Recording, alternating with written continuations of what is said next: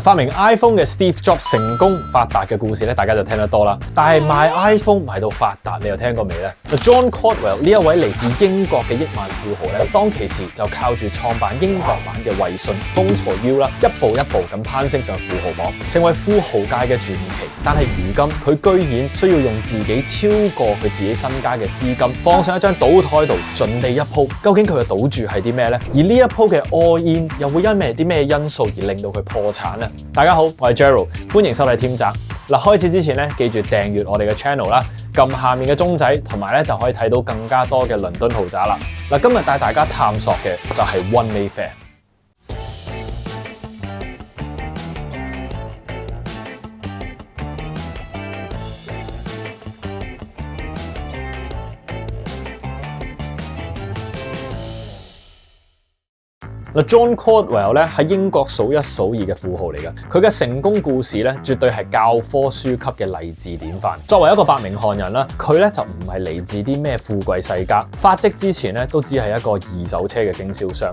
但係咧喺1980年代，佢察覺到手機市場嘅商機，於是咧就揾咗當其時嘅 Motorola 合作啦，創立咗 Phones for You。雖然開頭咧就非常之艱難啦，佢甚至花咗1年嘅時間先賣晒最初購入嘅26部電話。但係之後咧，公司非常之迅速咁樣壯大，由一間小型嘅經銷商變咗做英國嘅龍頭獨立批發商，成為咗英國版嘅衛訊。去到2006年啦 ，John Caldwell 咧就以15億英鎊咧就賣咗間公司，正式咧就成為咗億萬富豪。但係佢咧亦都冇選擇告老還鄉，反而咧就熱衷於投資英國房地產。喺2012年啦，佢就以8100萬英鎊買落咗倫敦 Mayfair 嘅2棟別墅。用咗地下室啦，將呢兩間屋咧就連接起嚟，耗資咗2.5億英鎊，為佢自己打造咗一個喺倫敦嘅超級豪宅。John Caldwell 咧，佢形容自己係一個充滿矛盾嘅人嚟嘅，係一個徹底嘅資本主義者，非常之熱愛電單車啊、直升機同飛機呢一類型嘅機械迷，但係咧又好中意做善事。起完呢一間幾億嘅屋之後咧，又話自己唔會住嘅，係聲稱租俾人哋做慈善活動咁話。雖然咧已經有一個咁頂級嘅屋企啦，但係 John Caldwell 咧都仲好有野心，繼續將注意力咧擺咗喺 Mayfair 呢一個黃金地段。最終嘅目標就係去起一個超級豪宅屋苑 One Mayfair。而家已經72歲嘅佢咧，就將成副身家壓咗喺 One Mayfair 呢個超級樓盤上面。究竟一個會用咗8年時間去起自己 Dream House 嘅人，會打造一個點樣嘅豪宅項目呢？而呢一個項目會成為佢嘅凱旋門呢，定係會變咗佢人生嘅滑鐵盧呢？而家咧正喺佢人生最大嘅項目壓住，呢一個項目嘅總投資額咧係20億英鎊，佢嘅身家咧就淨係得17億嘅啫。換句話講咧，佢咧除咗用晒成副身家之外，都仲要揾人去籌錢，先可以完成到呢一個超級豪宅項目。One Mayfair 咧，顧名思義就係位於倫敦頂級地段 Mayfair， 佢嘅總建築面積咧係30.5萬平方英尺，由世界知名嘅建築師 Robert Stern 領軍啦，由2020年開始嘅一個6年建設計劃去起呢24個住宅單位。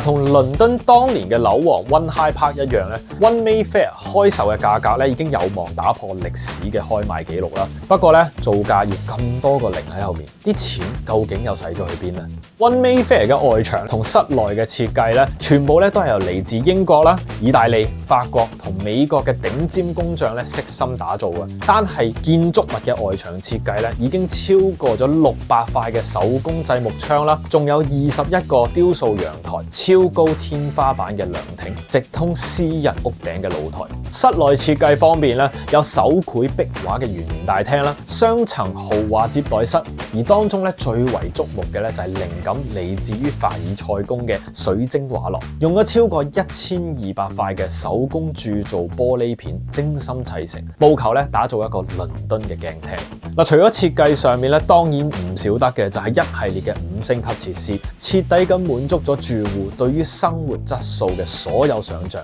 24小時嘅禮賓服務啦、健身室啊、游泳池、水療中心、私人影院，通通齊晒。仲有一個宴會廳咧，係可以俾住客租用，完美滿足咗唔同住戶嘅需要。就咁簡單數一數咧，已經聽到非常之多銀紙嘅聲㗎啦。John Caldwell 作為呢一個項目嘅搞手，當然唔會就要打個和就算啦。呢一個單位究竟可以叫價嗌到幾高呢？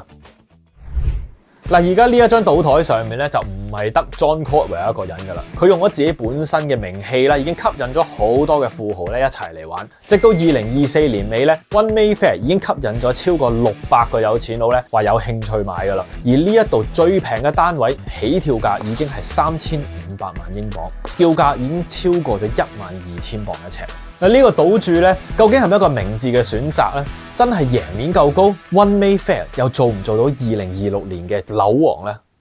嗱，首先咧由地理位置開始睇起啦 ，One Mayfair 咧雖然係位於倫敦嘅頂級地段，但係咧景觀上面咧其實就唔及其他 development 咁出色嘅。例如 One Hyde Park 啊 ，The Bryanston 係面向海德公園啦 ，Nine Millbank 同 South Bank Place 就面向泰晤士河。就算你話係 Oval Residence 冇風景，但係咧發展商都設計咗一個好似4合院形式嘅內院區，俾到住戶咧可以享受到自己嘅空間。相反咧 ，One Mayfair 咧就只係位於 Mayfair 嘅一個細嘅巷仔入邊啦，周圍咧就冇咩突出嘅景觀㗎，行人咧甚至可以係好清楚咁見到住戶嘅入口。嗱，即使做足私隱措施啦，景觀咧依然都唔係特別吸引，而喺呢一方面咧，對於買家嚟講嘅吸引力咧，確實就係大打折扣。嗱，其次啦，除咗喺景觀上面咧，喺建築上面咧，亦都面臨緊一班好強勁嘅對手。嗱，最直接嘅就係喺正佢隔離嘅 One Grosvenor Square 啦。Oval 或者係 Nine Millbank 呢一類型嘅 heritage building 改建項目。嗱，喺英國嘅地產市場咧，舊嘅建築咧往往咧都更加受到投資人嘅追捧嘅。原因係咧，越有建築嘅歷史，就越能夠體現到英國傳統嘅魅力。嗱，特別係一啲國際買家啦，更加鍾情於呢一類型嘅建築項目。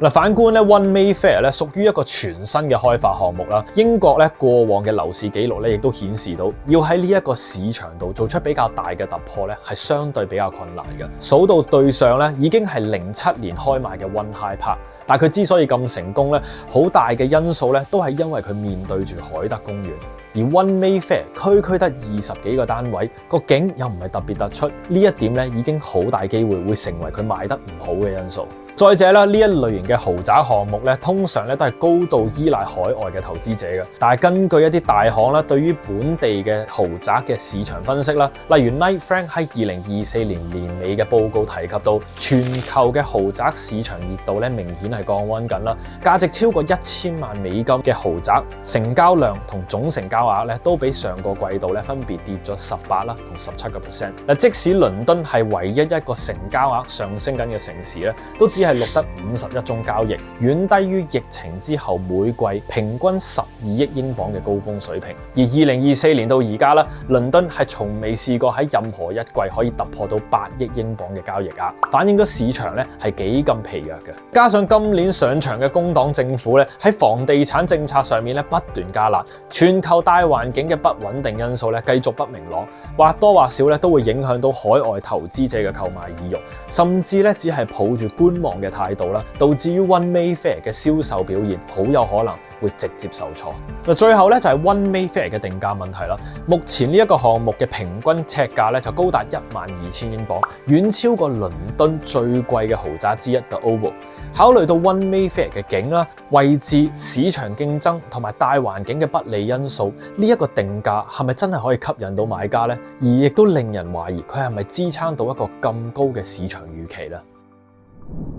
參考過去嘅例子啦 ，One Hyde Park 咧已經對於倫敦嘅市場帶嚟咗非常之深遠嘅影響。佢唔單止咧大幅提升咗頂級豪宅嘅價格標準啦，仲吸引咗全世界包括俄羅斯啦、中東、歐美嘅富豪啦。更加重要嘅就係 One Hyde Park 已經成為咗之後發展商嘅靈感，徹底咁改變咗倫敦豪宅市場嘅遊戲規則。而家 One Mayfair 咧毫無疑問咧就已經以 One Hyde Park 啦作為參考啦，甚至咧係企圖要超越佢嘅。呢個項目會唔會延續到 One Hyde Park 嘅成功，再次重新定義倫敦豪宅市場嘅巔峰呢？無論結果係點啦 ，John Courtwell 嘅故事咧已經話俾我哋大家聽，成功嘅人永遠都唔怕冒險。想知道更加多關於倫敦豪宅嘅資訊咧，記得 subscribe 我哋嘅 channel啦，like 同埋 share 呢條片啦。我哋下次再見。